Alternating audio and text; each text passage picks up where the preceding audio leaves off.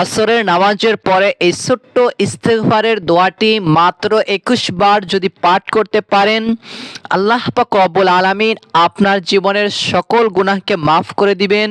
চতুর্দিক থেকে আল্লাহ পাক রব্বুল আলামিন রিজিকের ব্যবস্থা করে দিবেন। অভাব অনটনকে আল্লাহ পাক রব্বুল আলামিন আপনার চিরতরে দূর করে দেবেন ইনশাআল্লাহ। তাই আমি অনুরোধ করে বলবো, প্রিয়দিনী ভাই ও বোনেরা, অনেক সময় অনেক বড় বড় ভিডিওর আমলগুলো দেখেন। এই আমলটি খুবই ছোট এবং অল্প সময়ের ভিতরে আপনি করতে পারবেন। এমনকি আসরের পরের সময়টা খুবই গুরুত্বপূর্ণ।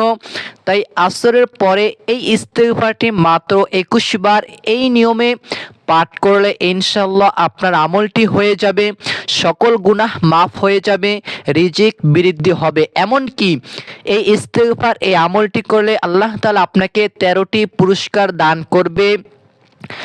আর এই ১৩টি পুরস্কারের ভিতরে ১ নাম্বার পুরস্কার হলো আল্লাহ পাক রব্বুল আলামিন আপনার জীবনের সমস্ত গুনাহকে মাফ করে দিবেন।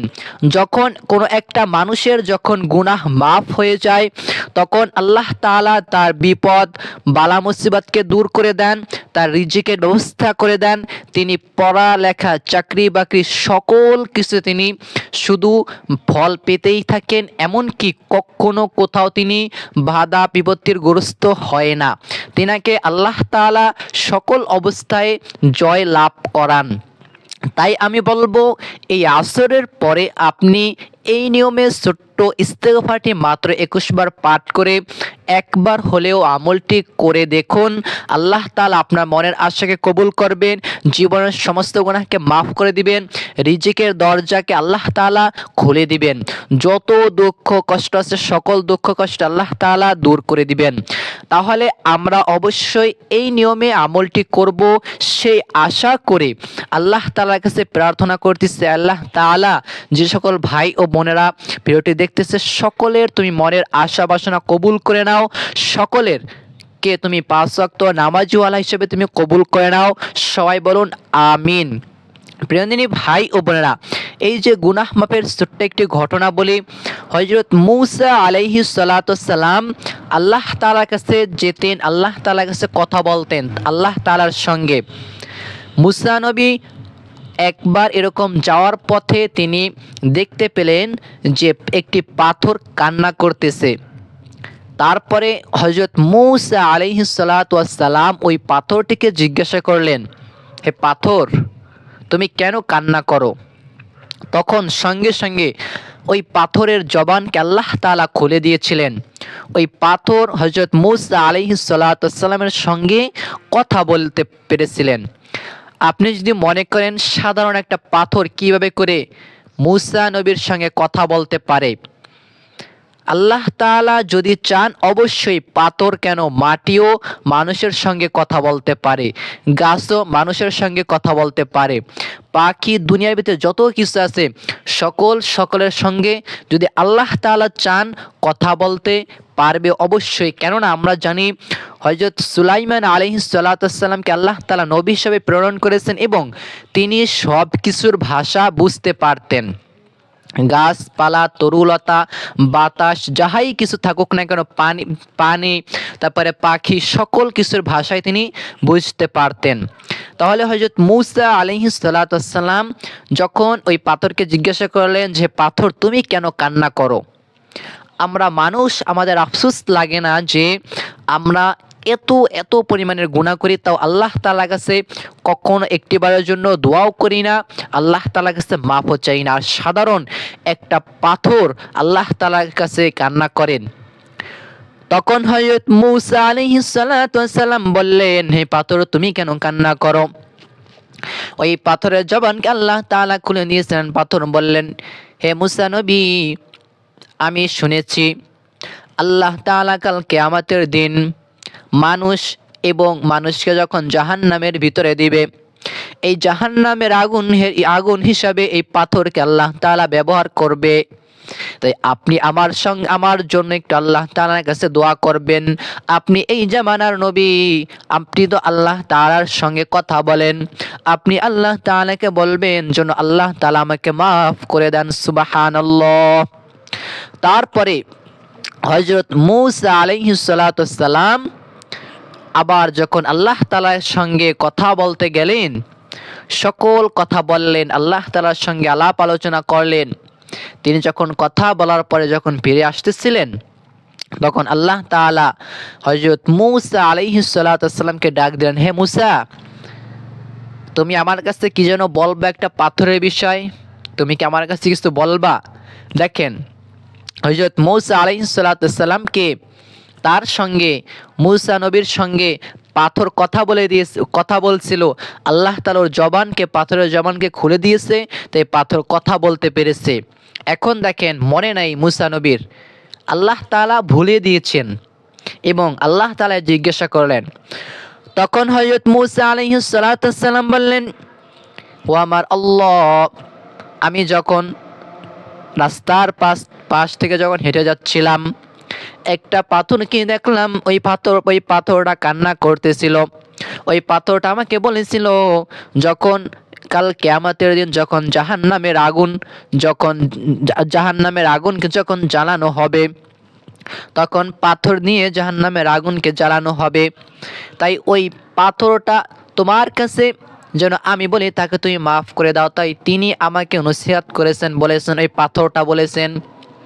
তখন আল্লাহ পাক রব্বুল আলামিন ডাক দিয়ে বললেন, হে মূসা, তুমি চলে যাও, ওই পাথরটাকে তুমি বলে দিও যে এই পাথরটাকে আমি আল্লাহ তাআলা মাফ করে দিয়েছি। সুবহানাল্লাহ।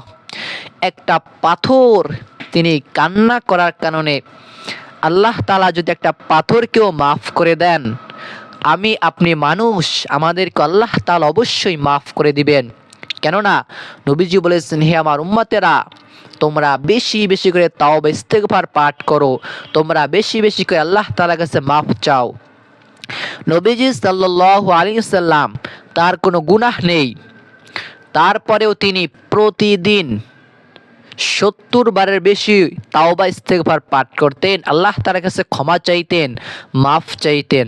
তিনি তো নিষ্পাপ, তার কোনো গুনাহ নেই, তাও তিনি মাফ চাইতেন 70 বারেরও বেশি, 100 বার। এইরকম করে নবীজি সাল্লাল্লাহু আলাইহি ওয়াসাল্লাম প্রতিদিন আল্লাহ তাআলার কাছে মাফ চাইতেন, ইস্তেগফার পাঠ করতেন। তো আপনি আমি এমন মানুষ হয়ে গেছি যে একটু কান্না করব, সেই সময়টুকু আমাদের হয় না। হায় হায়, আফসোস লাগে। তাহলে প্রিয়দিনী ভাই ও বোনেরা, আল্লাহ তাআলা যখন কাল কিয়ামতের দিন যখন জাহান্নামের গর্জন হতে থাকবে, জাহান্নাম যখন চারদিক থেকে ঘিরে ধরা শুরু করবে, আল্লাহ তাআলা ডেকে বলবেন, হে ফেরেশতারা, তোমরা একটু পানি ছিটিয়ে দাও জাহান্নামের গায়ে। তখন ফেরেশতারা পানি ছিটিয়ে দিবেন। আর ওই পানি হচ্ছে কোন পানি? সাধারণ কোনো পানি নয়। ওই পানিটুকু শুধু ওই পানি, যেই পানি মানুষের চোখ দিয়ে যখন আল্লাহ তাআলার কাছে মাফ চেয়েছিল, ক্ষমা চেয়েছিল, আল্লাহ তাআলার সঙ্গে যখন কান্না করেছিল, ওই পানিগুলো আল্লাহ তাআলার কুদরতি ভাণ্ডে জমা রেখে দেয় এবং ছিল। এই পানিগুলোই ওই জাহান্নামের যখন নিক্ষেপ করা হবে, তখন জাহান্নামের আগুন অনেক দূরে চলে যাবে। সুবহানাল্লাহ। তাহলে এই দুনিয়াতে আমরা যে কান্নাকাটি করি, চোখ দেখে যখন পানি বের হয় গাল থেকে পড়ার আগেই আল্লাহ তাআলা আমাদেরকে মাফ করে দেন। এমন কি কাল কিয়ামতের দিন এই পানি দিয়ে জাহান্নামের আগুনকে নিক্ষেপ করলে জাহান্নামের আগুন অনেক দূরে চলে যাবেন। সুবহানাল্লাহ। তাহলে অবশ্যই আমি বলবো, প্রতিদিন আসরের পরে চুপি চুপি অবশ্যই এই আমলটি আপনি জীবনে একটিবার হলেও করবেন ইনশাআল্লাহ। দেখেন, আমাদেরকে সৃষ্টি করেছেন আল্লাহ। যদি আমি এই ভিডিওটি না বানাতাম, তাহলে আপনি কিন্তু দেখতে পারতেন না। এটার পিছনে আমার একটা উদ্দেশ্য আছে যে আপনি শিখবেন, অথবা আপনারও একটা উদ্দেশ্য আছে যে আপনি ভিডিওটা দেখে আমলটি জানতে পারবেন, করবেন, আল্লাহ তাআলা আপনাকে মাফ করে দিবে, রিজিকের ব্যবস্থা করে দিবে, তাই না? সেই দিক থেকে আমি বলতেছি, যেহেতু একটা জিনিস বানানো ছাড়া হয় না, আল্লাহ তাআলা যে আমাদেরকে সৃষ্টি করেছেন, আমরাও কিন্তু এমনি এমনি খাচ্ছি, এমনি এমনি খাবার পাচ্ছি, এমনি এমনি চলাফেরা করতেছি, এটা কিন্তু কখনো সম্ভব না। তাই আল্লাহ তাআলা আমাদেরকে সৃষ্টি করেছেন, সেটা আমরা মন থেকে প্রাণ থেকে বিশ্বাস করি। আবার এমনকি আল্লাহ তাআলার কাছে আমরা মাফ চাইবো, তাওবাতুন নাসুহা, মন থেকে দিল থেকে আমরা তাওবা করব। আল্লাহ তাআলা আমাদেরকে অবশ্যই মাফ করে দেবেন ইনশাআল্লাহ। নবীজি সাল্লাল্লাহু আলাইহি সাল্লাম বলেছেন, যদি কোনো বান্দা আত-তুহুরু শাতুল ঈমান, পবিত্রতা ঈমানের অঙ্গ, তাই পবিত্র অবস্থায় থাকবেন। আল্লাহ তাআলা এই নবীজি বলেছেন পবিত্রতা হচ্ছে ঈমানের অঙ্গ। শয়তান যখন বলল, আল্লাহ তোমার দুনিয়াতে যত ভালো বান্দা থাকবে আমি সকলকে নিয়ে তোমার জাহান্নামে যাব, তখন আল্লাহ তাআলা বলেছিলেন, তুই আমার বান্দাদেরকে সারা জীবন গুনাহ করাবি, সারা জীবন, সারা বছর, সারাদিন, সব সময় আমার বান্দা যদি আমার কাছে মাফ চায়, ক্ষমা চায়, আমি সঙ্গে সঙ্গে আমি আমার বান্দাকে মাফ করে দেব। সুবহানাল্লাহ। তাহলে অবশ্যই আমরা ওই আল্লাহ তাআলার কাছে মাফ চাইব, দোয়া করব, ইস্তেগফার পাঠ করব। তাহলে প্রিয়দিনী ভাই ও বোনেরা, আপনি আমলটি কখন করবেন? আসরের নামাজের পরে ওই সময়টা খুবই গুরুত্বপূর্ণ। সূর্যাস্ত হওয়ার আগ মুহূর্ত পর্যন্ত আপনি এই সময়টাতে নামাজ পড়ে একটি পাক পবিত্র স্থানে বসার পরে আপনি সর্বপ্রথমে 7 বার নবীজি সাল্লাল্লাহু আলাইহি ওয়াসাল্লামের উপরে দুরূদ শরীফ পাঠ করবেন 7 বার। কতবার? 7 বার। আপনি যদি দুরূদ ইব্রাহিম পাঠ করেন, এটা হচ্ছে সর্বোত্তম ইব্রাহিম, যেটা আমরা নামাজের ভিতরে পাঠ করি, দুরূদে ইব্রাহিম। অথবা আপনি ছোট্ট দুরূদ পারেন সাল্লাল্লাহু আলাইহি ওয়াসাল্লাম, এই দুরূদটাকেও আপনি পাঠ করতে পারেন। আবারও বলে দিচ্ছি, এই দুরূদ হচ্ছে সাল্লাল্লাহু আলাইহি ওয়াসাল্লাম। আবারও বলে দিচ্ছি, সর্বপ্রথমে 7 বার এ দুরূদ পাঠ করবেন। আবারও বলে দিচ্ছি, লক্ষ্য করুন, সাল্লাল্লাহু আলাইহি ওয়াসাল্লাম। আবারও বলে দিচ্ছি, সাল্লাল্লাহু আলাইহি ওয়াসাল্লাম। 7 বার পাঠ করবেন। তারপরে আপনি ছোট্ট একটি ইস্তেগফার পাঠ করবেন 21 বার। কতবার? 21 বার পাঠ করবেন। আস্তাগফিরুল্লাহ, আস্তাগফিরুল্লাহ। মনটাকে নরম করবেন, মনের ভিতরে কান্না কান্না ভাব আনবেন এবং মনে করবেন আমি আল্লাহ তাআলার কাছে ইস্তেগফার পাঠ করতেছি, সেই আশা নিয়ে আকাঙ্ক্ষা নিয়ে আল্লাহ তাআলা আমাকে মাফ করতেছেন, মাফ করবেন। সেই আশা আকাঙ্ক্ষা নিয়ে আল্লাহ তাআলার সঙ্গে মনটাকে নরম করে আল্লাহ তাআলার কাছে এইভাবে করে পাঠ করবেন, আস্তাগফিরুল্লাহ, আস্তাগফিরুল্লাহ, আস্তাগফিরুল্লাহ, আস্তাগফিরুল্লাহ।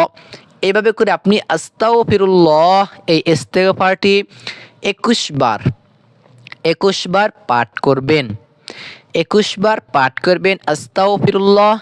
আগে 7 বার দুরূদ শরীফ পড়বেন। 21 বার আস্তাগফিরুল্লাহ পাঠ করে আপনি 7 বার দুরূদ শরীফ পাঠ করবেন সাল্লাল্লাহু আলাইহি ওয়াসাল্লাম।